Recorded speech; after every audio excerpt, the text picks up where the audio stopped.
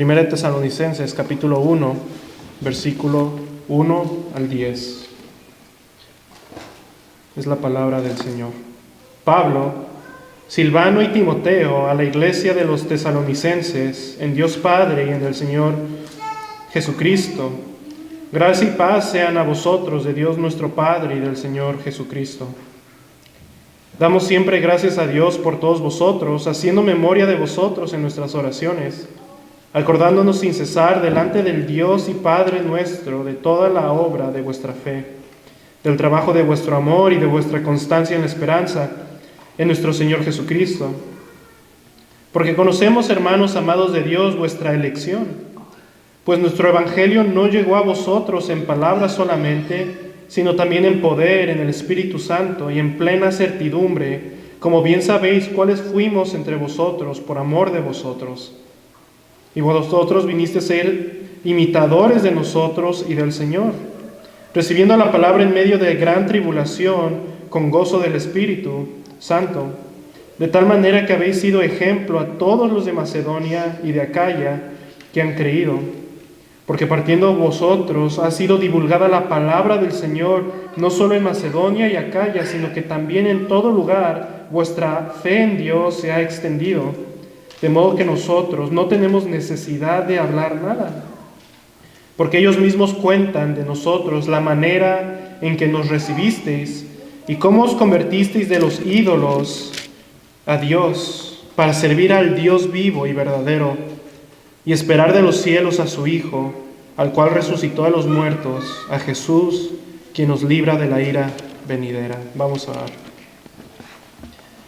Padre, venimos ante ti, Señor, en este día que es especial, el día del Señor, en el que venimos a glorificarte, a adorarte, Señor, a recordar tu nacimiento, a recordar tu muerte, a recordar tu resurrección y tu ascensión a la diestra, a recordar tu segunda venida, Señor, y darte gloria, Señor, por todo ello.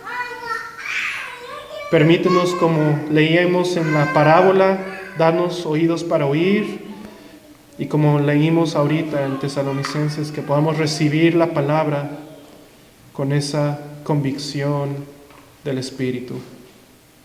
Padre, obra en los corazones, en nuestros corazones, Señor, y que pueda ser este mensaje útil para ti, Señor. Te lo pedimos todo esto por tu Hijo Jesucristo, nuestro Señor. Amén. Pueden tomar su lugar, hermanos. El día de hoy, como mencioné, vamos a empezar este libro y mayormente lo voy a estar compartiendo, predicando los jueves, pero también los domingos que me toque predicar en el día del Señor. De forma de introducción, el día de hoy vivimos en un evangelicalismo, como muchos de ustedes saben, que ha diluido el mensaje del Evangelio y lo han reducido a una mera creencia en Jesús. Les doy un ejemplo. Escuché recientemente de un pastor que estaba por bautizar a un asistente de la iglesia, pero este asistente era irregular. Y no nada más iba a bautizar a esta persona, sino que también iba a bautizar a su pareja. Y esto porque la persona había profesado una fe en Jesús, una creencia en Cristo. Y el ministro, de una forma sin convicción, accedió a algunas pláticas con estas personas, pero sin ningún fruto real de una conversión genuina. Y esto iba a ser llevado a cabo de nuevo una vez más, porque se ha reducido el Evangelio a una mera creencia o profesión de creer en Cristo. Y escuchen, hermanos, los ministros al hacer esto reducen el mensaje de salvación y no nada más lo reducen el mensaje, sino que, escuchen, también reducen el poder que el mismo Evangelio tiene. Y este poder que transforma, que convierte a las personas, se pierde. Ahora, lo digo de una forma positiva, el mensaje completo del Evangelio produce conversiones genuinas. El llamado completo del Evangelio produce vidas transformadas. Y esto se ve en la vida del creyente. Pablo da gracias a Dios por los tesalonicenses, como leímos, y da gracias a Dios por la conversión ejemplar que los tesalonicenses tuvieron. En medio de gran oposición, en medio de gran tribulación, Pablo da gracias a Dios por esta conversión ejemplar de los tesalonicenses. Y al leer estos pasajes, hermanos, debería ser de gran ánimo, pero también debería ayudarnos a considerar nuestra propia conversión al Señor y ver en qué punto estamos. Y el día de hoy vamos a verlo en 4 puntos. El punto número 1 va a ser brevemente el contexto. El punto número 2, vamos a ver una conversión ejemplar que produce fruto. Punto número 3, una conversión ejemplar se goza en la prueba. Y finalmente, punto número 4, una conversión ejemplar es notoria. Título sermón, una conversión ejemplar. Vean conmigo el versículo 1. Pablo, Silvano y Timoteo, a la iglesia de los tesalonicenses en Dios Padre y en el Señor Jesucristo. Gracia y paz sean a vosotros de Dios nuestro Padre y del Señor Jesucristo. Pablo se identifica juntamente con Silvano, o es decir, Silas, y Timoteo, quienes en el segundo viaje misionero de Pablo fueron a Tesalónica a plantar esta iglesia. Y es interesante notar cómo Pablo identifica esta iglesia inmediatamente. En otras cartas, Pablo saluda a los santos o a los creyentes de Éfeso o de Corinto. Pero aquí es importante notar esto, que Pablo identifica la iglesia de Tesalónica. Y para ver esta conversión ejemplar de los tesalonicenses es importante ver el contexto cultural de esta ciudad en el tiempo que Pablo fue a predicar. Tesalónica era una ciudad romana en la costa de la región de Macedonia, la actual Grecia, y esta era una ciudad costera y por lo tanto era una ciudad que había mucha prosperidad, pero también había mucha diversidad de pensamiento. Esta ciudad de Tesalónica era fiel al imperio romano, era fiel al César de una forma única. En medio de su diversidad, por ser una ciudad de puerto, había diferentes filosofías, había diferentes religiones, por así decirlo. Se adoraba a todos los ídolos, pero sobre todo al César se le deidificaba sobre todos los demás, de una forma política en esta ciudad.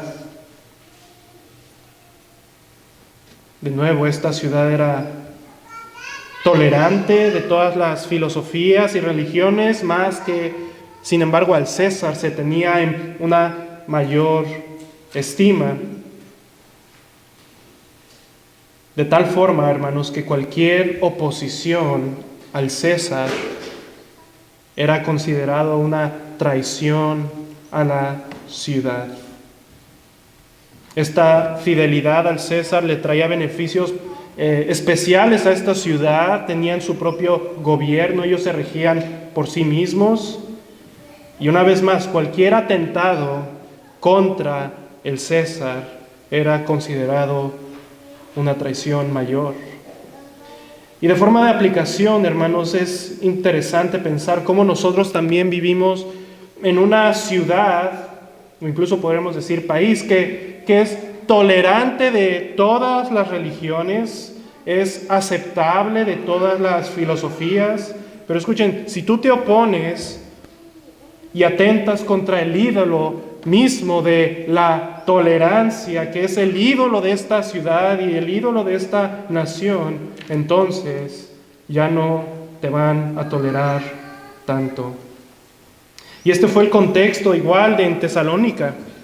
Tú podías ser judío, gentil, adorar a los ídolos, pero si tú atentabas contra el César, era considerado una traición a la patria. Y veamos rápidamente, si toran conmigo, a Hechos, capítulo 17. Hechos, capítulo 17, para ver cómo es que esta iglesia se plantó. Y solo se nos narra esto en 9 versículos en el libro de Hechos, para ver esto, cómo sucedió, ya que tendrá implicaciones para lo que vamos a leer el día de hoy. Hechos 17, versículo 1. Pasando por Anfiópolis y Apolonia, llegaron a Tesalónica, donde había una sinagoga de los judíos. Hechos 17, versículo 2. Y Pablo, como acostumbraba, fue a ellos, y por 3 días de reposo discutió con ellos, declarando y exponiendo por medio de las Escrituras que era necesario que el Cristo padeciese y resucitase de los muertos, que Jesús, a quien yo os anuncio, decía él, es el Cristo. Y algunos de ellos creyeron y se juntaron con Pablo y Silas, y de los griegos piadosos gran número, y mujeres nobles no pocas. Entonces los judíos que no creían, teniendo celos, tomaron consigo algunos ociosos, hombres malos, y juntando una turba alborotaron la ciudad y asaltaron la casa de Jasón. Procuraban sacarlos al pueblo, pero no hallándolos, trajeron a Jasón y algunos hermanos ante las autoridades de la ciudad, gritando: estos que trastornan el mundo entero también han venido acá, a los cuales Jasón ha recibido, y todos estos se contravienen los decretos de César, diciendo que hay otro rey, Jesús. Y alborotaron al pueblo y a las autoridades de la ciudad, oyendo estas cosas. Pero obtenida fianza de Jasón y de los demás, los soltaron. Después leemos que Pablo huye de esa ciudad para ir a Berea. Fue en este contexto en el cual esta iglesia se plantó, donde inmediatamente los creyentes empezaron a sufrir por su fe. Pablo llega a Tesalónica, encuentra esta sinagoga local y les predica el evangelio durante 3 días de reposo, y algunos gentiles, algunos judíos creyeron, y algunas mujeres nobles, es decir, mujeres que estaban en influencia en la ciudad, se convierten a Cristo. Pero esto no agradó a los judíos y orquestaron este alboroto de tal forma que arrestaron a Jasón y lo multaron por su fe. Y escuchen, por el mensaje que ellos que predicaba Pablo, este mensaje que predicaban que había otro rey y no era el César, sino que era Jesús. Y amados, este es el mensaje del Evangelio. El mensaje del Evangelio significa que nosotros proclamamos a otro rey, al único y verdadero. Y esto al mundo no le agrada. Cuando tú empieces a predicar que hay otro rey, el único y el verdadero, Jesús, entonces ya no te van a tolerar tanto. Y empezarás a sufrir, como fue el caso de los tesalonicenses. Después de esto, Pablo tuvo que salir de esta ciudad, no pudo regresar más a esta ciudad. Él deseaba regresar a verlos, pues él tenía miedo que la iglesia, esta joven iglesia que estaba sufriendo persecución, tribulaciones, inmediatamente desde su conversión, Pablo, al no poder regresar a verlos cómo estaban en su fe, Pablo envía a Timoteo para reafirmarlos y animarlos. Esto lo vemos en 1 Tesalonicenses 3, donde Pablo dice que él envió a Timoteo. Después Timoteo regresa a Pablo con el informe Y por lo tanto Pablo escribe esta carta después de haber oído el informe de parte de Timoteo de cómo estaba la iglesia en Tesalónica. Noten conmigo el capítulo 3, versículo 6, brevemente. Dice Tesalonicenses 3, versículo 6, pero cuando Timoteo volvió de vosotros a nosotros y nos dio buenas noticias de vuestra fe y amor, y que siempre nos recordáis con cariño, deseando vernos como también nosotros a vosotros. Pablo entonces escribe esta carta. Y amados, la conversión de los tesalonicenses, al ver este contexto brevemente, vemos que no fue en las mejores circunstancias, no fue en un evento evangelístico, sino que fue en medio de una cultura que podríamos decir que les costaría todo, incluso su misma vida. Y amados, en este contexto, esta conversión ejemplar de los tesalonicenses sucedió. Y amados, no estoy diciendo, y no quiero que pensemos que si nuestra conversión no fue en medio de una tribulación o persecución, entonces nuestra fe no es válida. Pero lo que sí nos llama a considerar es que si nuestra conversión al Señor se sostendría en un contexto como aquel, que donde cuando tú profesaras fe, inmediatamente te costaría tu trabajo, tu estatus, tu familia, tus amigos. ¿Se sostendría tu fe en medio de una cultura así? Porque escuchen, como dice Voddie Baucham, newsflash, la ciudad y este país en el que vivimos para allá se dirige. Donde no va a pasar más tiempo, donde por ser cristiano te va a costar. Te va a costar. 1 Tesalonicenses versículo 1 y 2, capítulo 1. Pablo, Silvano y Timoteo a la iglesia de los tesalonicenses en Dios Padre y el Señor Jesucristo. Gracia y paz sean a vosotros de Dios nuestro Padre y del Señor Jesucristo.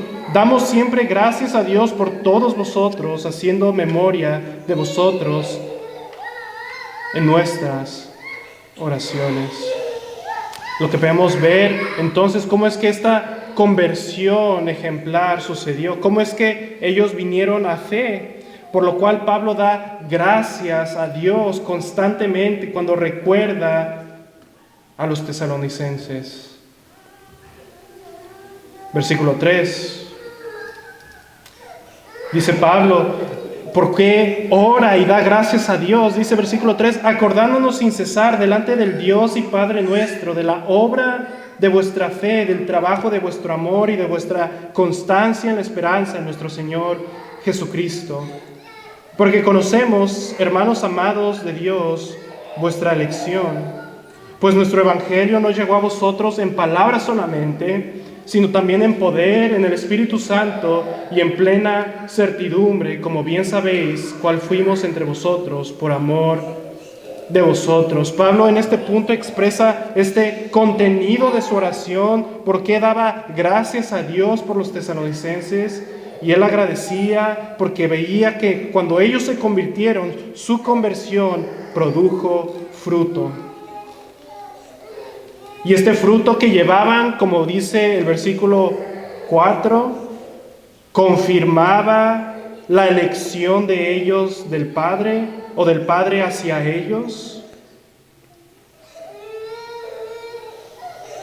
Y aquí vemos como si Pablo diera el orden de salvación al revés. En el versículo 3 vemos el fruto de su conversión. Versículo 3, la obra de su fe. Es decir, esto significa una fe que no está muerta, sino que una fe que obra.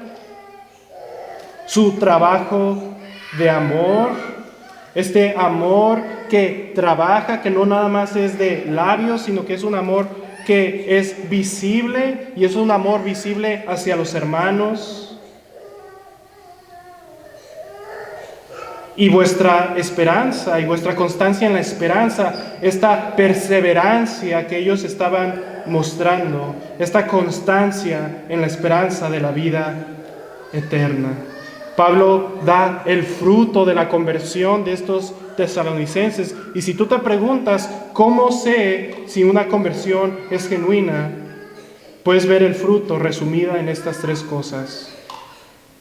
Una conversión genuina, una fe que obra, es decir, una fe que obedece a la palabra, un amor que trabaja, es decir, un amor que es visible por los hermanos, que está dispuesto, y una constancia en la esperanza de la vida eterna. Es decir, una fe, una constancia en esta esperanza que ve más allá de las circunstancias presentes y ve a la venida de Cristo. Como dijo Spurgeon, estas tres hermanas divinas, la fe, el amor y la esperanza, se entrelazaron en la vida de los tesalonicenses. Y hermanos, es por esto que Pablo dice en el versículo 4 que está convencido o que conoce la elección del Padre por ellos. Versículo 4, porque conocemos, hermanos amados de Dios, vuestra elección. Es decir, Pablo ve el fruto y por lo tanto él se ve convencido de esta elección. Como dijo un comentarista, Pablo ve en ellos el fruto de la gracia electiva de Dios, manifestada en su temprano progreso en la santificación y su respuesta a la predicación de la palabra. Y esta elección, amados hermanos, es la que Pablo dice en Efesios, es la elección de Dios soberana, por gracia, pero que Él elige desde antes de la fundación del mundo a su pueblo, y en el tiempo Él los llama, como fue con los tesalonicenses, los llama por medio de la predicación, y sus elegidos responden en fe al Evangelio. Y escuchen, esa fe, esa respuesta se ve por los frutos que produce. El versículo 5 enfatiza este poder de Dios que obró en ellos. El punto que Dios los eligió, no solamente porque el fruto se veía, su amor, su fe y su esperanza, sino porque cuando ellos mismos creyeron, se convirtieron de una forma milagrosa por el poder del Espíritu Santo. El versículo 5 lo dice: pues nuestro evangelio no llegó a vosotros en palabras solamente, sino también en poder, en el Espíritu Santo y en plena certidumbre, como bien sabéis cuáles fuimos entre vosotros por amor de vosotros. Pablo, como sabemos, él predicaba el evangelio desde las Escrituras, no con palabras filosóficas y elocuentes de humana sabiduría, sino que él predicaba el evangelio. Y cuando ellos se convirtieron, Pablo estaba seguro de esta obra del Espíritu Santo, quien los convenció. ¿Y qué quiero que consideremos en este punto, amados hermanos? Estamos en el punto número 2, que una conversión produce frutos.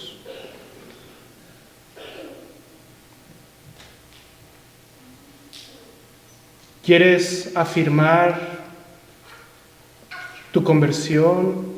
O como dice Pablo, la elección de Dios por ti. Te pregunto, amado, ¿ves el fruto de una conversión genuina en tu vida? ¿Ves la obra del Espíritu Santo en tu vida como la fue en la de los tesalonicenses? ¿Obedeces en fe? ¿Una fe que obra?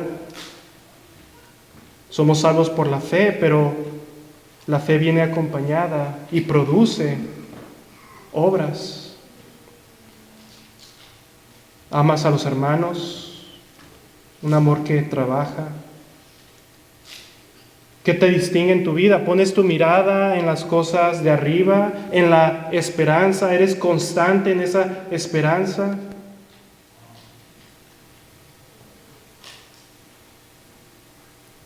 este llamado a afirmarnos en la elección de Dios por nosotros, en nuestra fe, en nuestra conversión, es un llamado bíblico, amados hermanos. Pablo lo dice, examinaos si estáis en la fe, pero también Pedro, en 2 de Pedro dice, por lo cual, hermanos, se los leo, 2 de Pedro 1:10, por lo cual, hermanos, tanto más procurad hacer firme vuestra vocación y elección.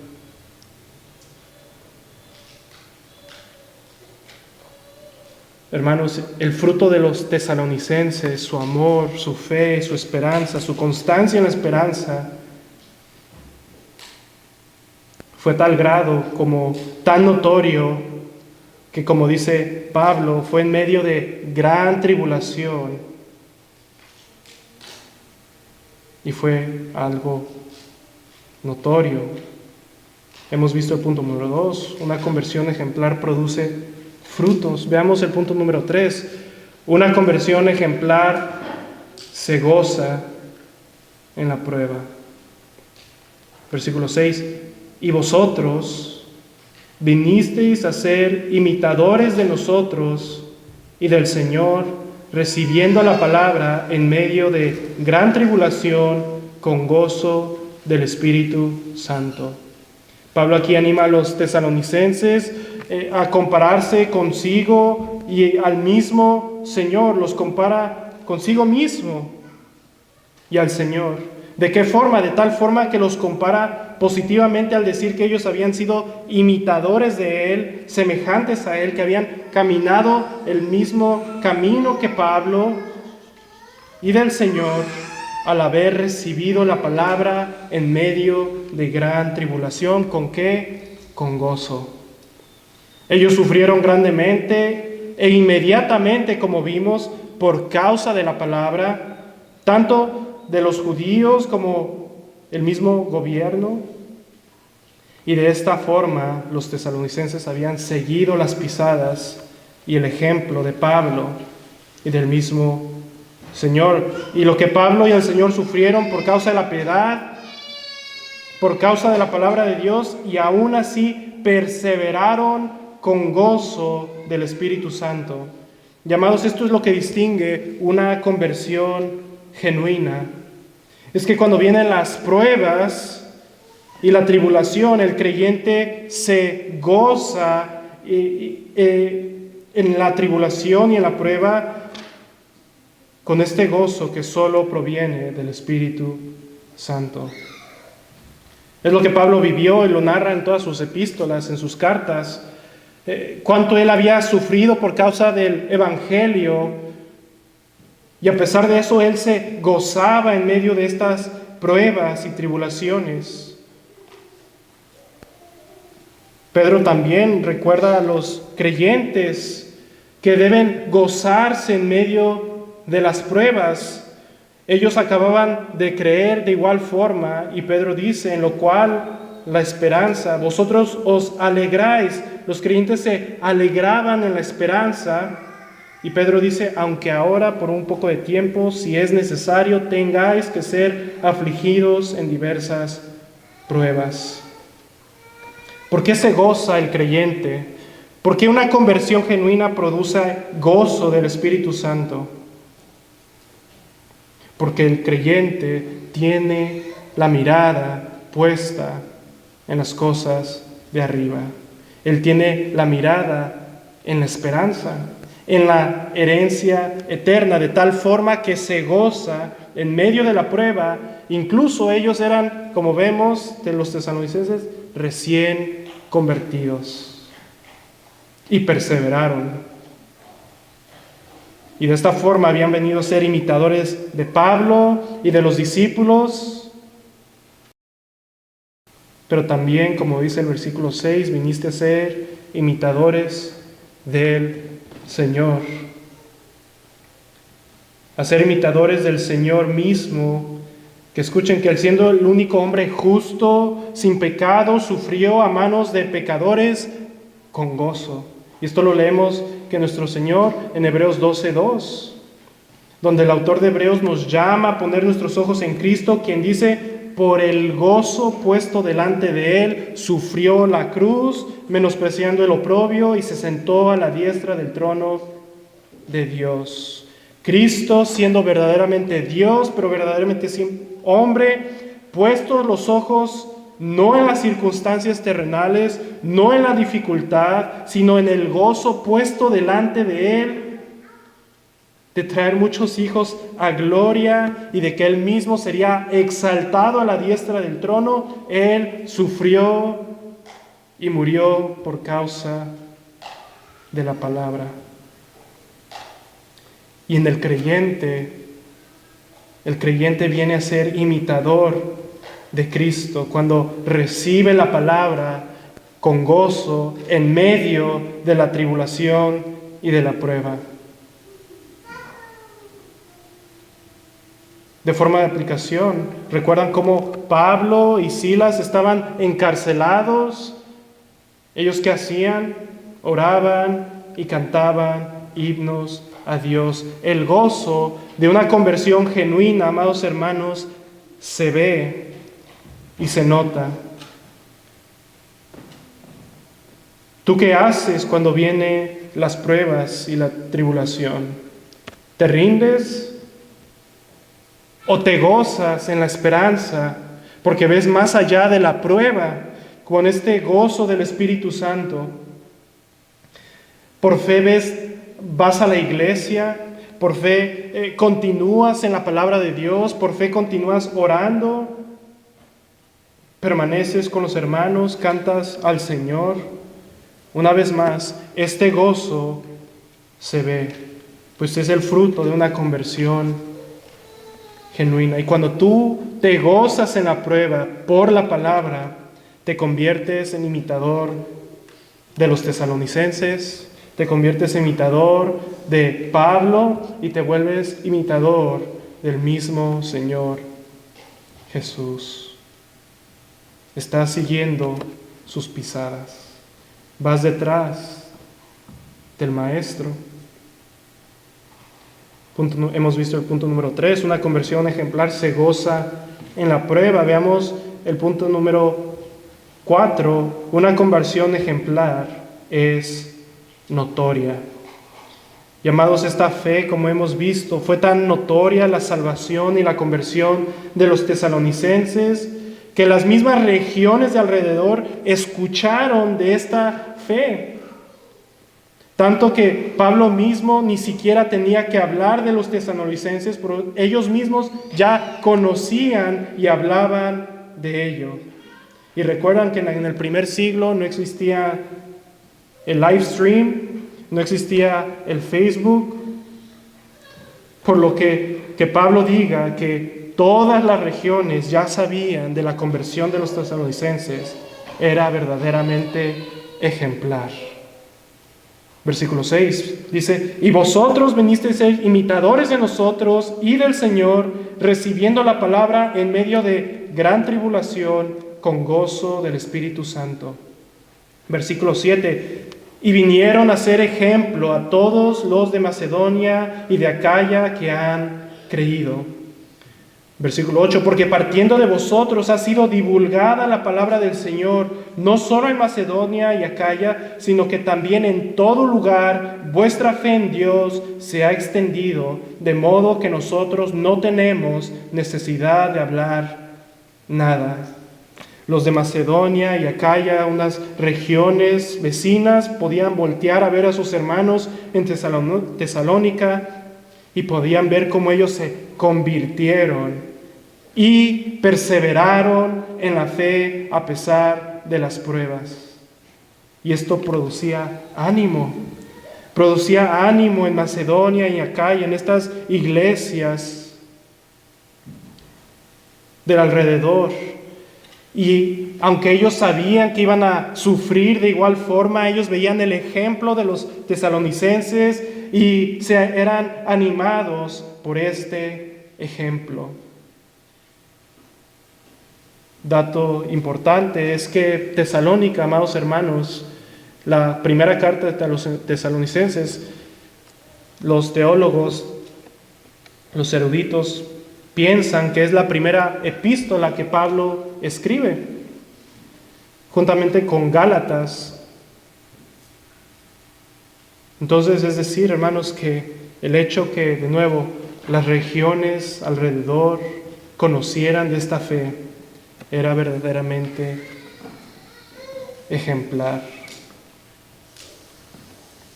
Y de forma de aplicación, hermanos, ¿cómo no es ánimo para nuestras vidas cuando vemos la conversión de un hermano y la perseverancia de un hermano, de tal forma que nos anima a perseverar y a seguir su mismo ejemplo? Y amados, esto es bíblico. Filipenses 3:17, Pablo dice lo mismo, y él dice: hermanos, sed imitadores de mí, y llama a la iglesia en Filipos, y mirad a los que así se conducen según el ejemplo que tenéis en nosotros. Amado, tú debes poder decir, al igual que Pablo, sed imitador de mí, y también voltear y ver a otros hermanos y seguir su ejemplo. Y esto no es en arrogancia ni en orgullo, sino porque tú estás caminando en fidelidad al Señor, estás perseverando en la fe, estás siguiendo a Cristo. Tus hermanos pueden ver a Cristo en tu perseverancia. Ellos lo pueden ver en ti. Pueden ver un ejemplo vivo de lo que es ser creyente en ti. Y de igual forma, tú puedes ver a tus hermanos y seguir su ejemplo. De forma de aplicación, otro punto, ya que una conversión es notoria, es visible, de tal forma que otros lo pueden ver, incluso seguir tu ejemplo, también, hermanos, es importante recordar cómo es nuestro testimonio. Y de forma de aplicación lo digo porque en nuestro proceso de membresía, cuando los aplicantes, los candidatos a la membresía tienen una sesión con los pastores, se le hacen preguntas importantes como: ¿cuál es tu testimonio con los de afuera? Es decir, ¿qué dicen acerca de ti? No solamente tu familia directa, sino tus amigos, tus familiares, incluso los incrédulos. Ellos pueden testificar que verdaderamente eres creyente. No que sean sus amigos, sino que si eres creyente, si el mundo sabe que tú eres creyente, porque una conversión ejemplar es notoria. Una conversión ejemplar como la de los tesalonicenses se ve de tal forma que otros pueden verte. Tus hermanos pueden seguir tu ejemplo y los demás pueden afirmar que verdaderamente eres creyente. Todos lo pueden ver. Y noten el versículo 9, Pablo sigue abundando este punto. Versículo 9, porque ellos mismos cuentan de nosotros la manera en que nos recibisteis y cómo os convirtisteis de los ídolos a Dios para servir al Dios vivo y verdadero, y esperar de los cielos a su Hijo, al cual resucitó de los muertos, a Jesús, quien nos libra de la ira venidera. Ellos mismos podían testificar y contar cómo es que ellos recibieron a los apóstoles, recibieron la palabra y cómo se convirtieron de los ídolos a Dios. Se convirtieron de los ídolos muertos para servir al Dios vivo y verdadero. Y quiero destacar dos cosas de este versículo, ya que una conversión es notoria, se ve, es marcado cuando un creyente se convierte. Dice este versículo, ellos podían testificar cómo se convirtieron de los ídolos a Dios. El creyente no nada más se convierte de una religión a otra, No cambia de filosofía o de estilo de vida, sino que un creyente, cuando se convierte por el Espíritu Santo, se convierte de los ídolos, de aquello que es falso, de aquellos que es muerto, se convierte a Dios. ¿Qué significa esto? Es que la palabra convertir significa volver, significa regresar a Dios. ¿Cómo es esto? Amados, nosotros, como mencioné en un sermón pasado, fuimos creados para vivir y gozar de Dios. Con ese propósito fuimos creados.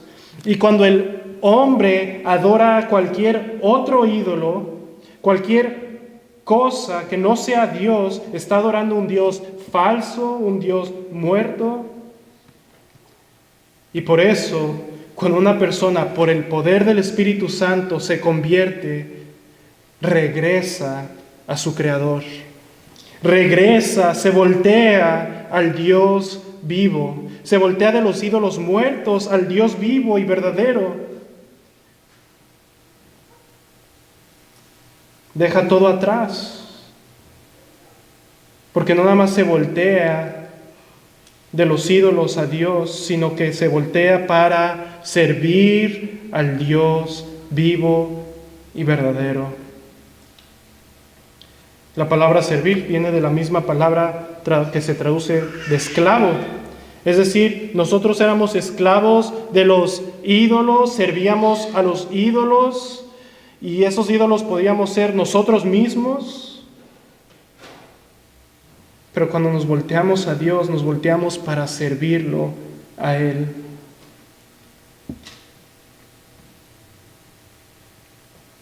Y esto es notorio, amados hermanos.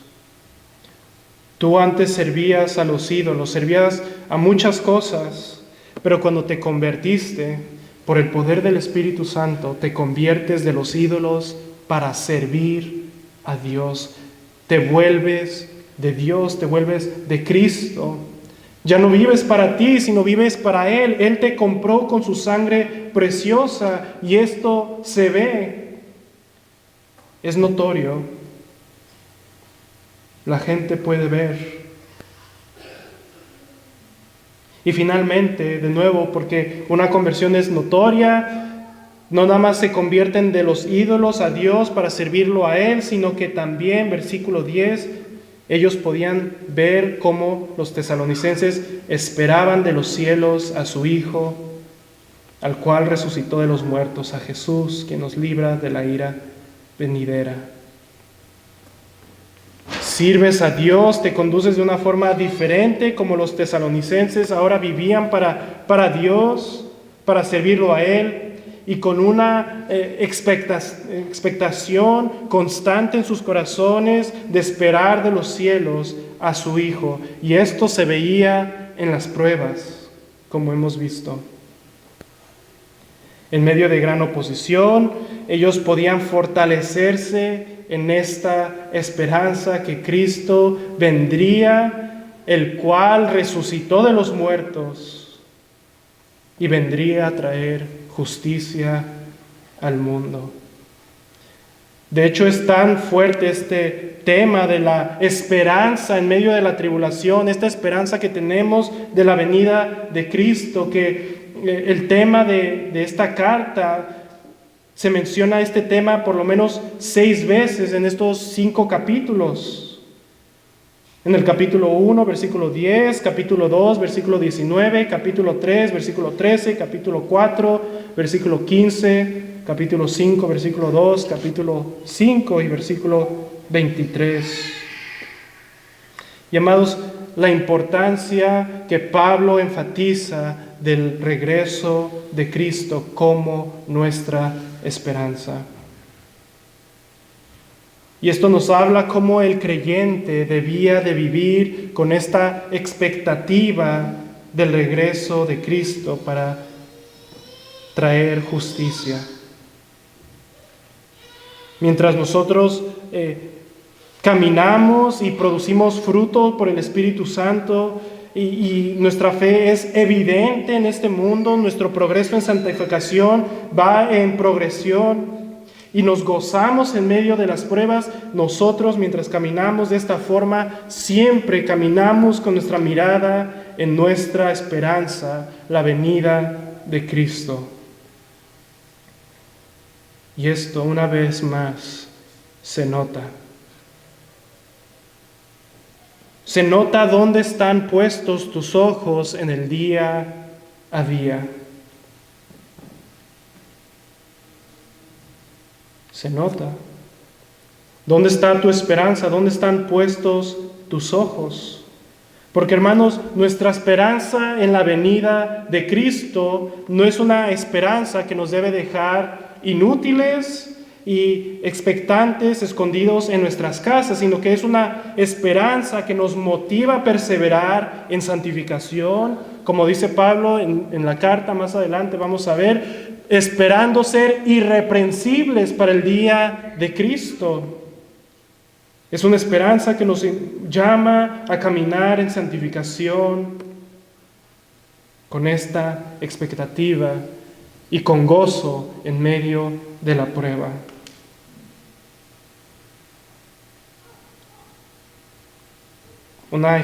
Una conversión ejemplar es notoria, pues se convierte a Dios y espera a Cristo. Y amados, de forma de conclusión, una conversión como la de los tesalonicenses es ejemplar, como dijo Pablo. Su fruto que produjeron, el amor, la fe que obraba, su gozo. Ellos vinieron a ser ejemplo de otros hermanos. Amado, te llamo a que tú puedas ver este ejemplo de los tesalonicenses y puedas reflexionar de tu propia conversión, si tu conversión es notoria, si es genuina, y si la es, persevera en la fe y persevera viendo a Cristo y viendo a tus hermanos cómo ellos perseveran de la misma manera.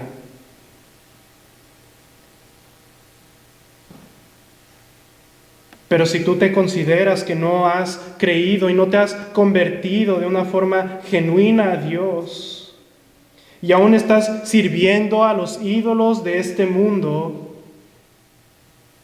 te llamo a que recapacites sobre esto, que no te aferres meramente a una creencia en Dios.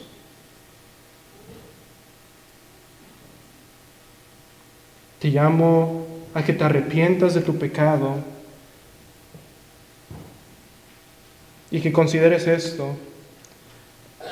Mientras el creyente espera a Jesús de los cielos, dice que el creyente también lo va a librar de la ira venidera, como dice el versículo 10. Si tú estás aquí, no estás en Cristo, no has sido genuinamente convertido a Él, no te has volteado a Él, esta ira de la cual el creyente va a ser librado, la ira de Dios por la paga del pecado, está sobre ti en este día.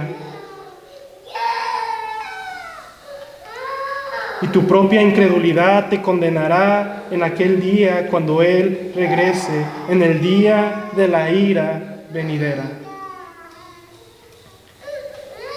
Como decían los predicadores antiguos, no te detengas y ven a Cristo. Ven a Cristo y vuélvete a tu Creador como lo hicieron los tesalonicenses. Vuélvete a Dios y Él te dará una nueva vida en Él. Vamos a orar, hermanos. Señor, venimos ante ti, Padre,